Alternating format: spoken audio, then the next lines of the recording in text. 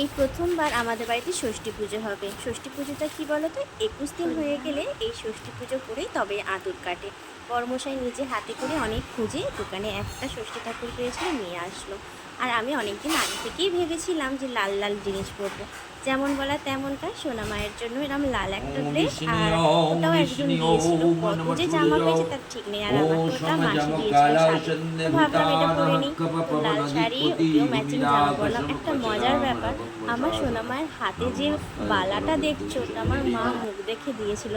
হাতে বালা হয়নি, লাস্টে তাগা হয়ে গেছে, মানে একদম হাতের ওপরে উঠে গেছে। তবু শখ ছিল পরাবো কি না, তাই একটু পরিয়ে দিয়েছি। আর ষষ্ঠী পুজো এরকম মেঝে শোয়াতে হয়, জানো তো। আমার মারা বলতো, আমরাও শুয়েছি। আমার মাও এসেছিলো বটে।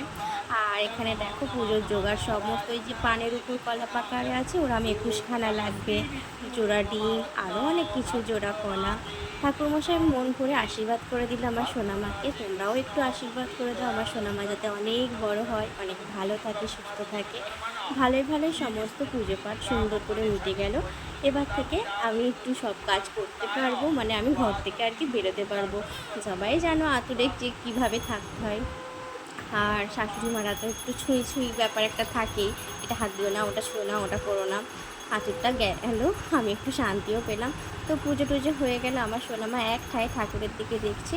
আর আমার আঁতুর কেটে যেতেই দেখো আমার স্টুডেন্টের মা কত কিছু এনেছে, এটা সাদিয়ার মা আমার সোনামায়ের জন্য। খুব ভালো লাগে, যেন তোরা যে দেখতে আসছে, আমি এতে অনেক খুশি।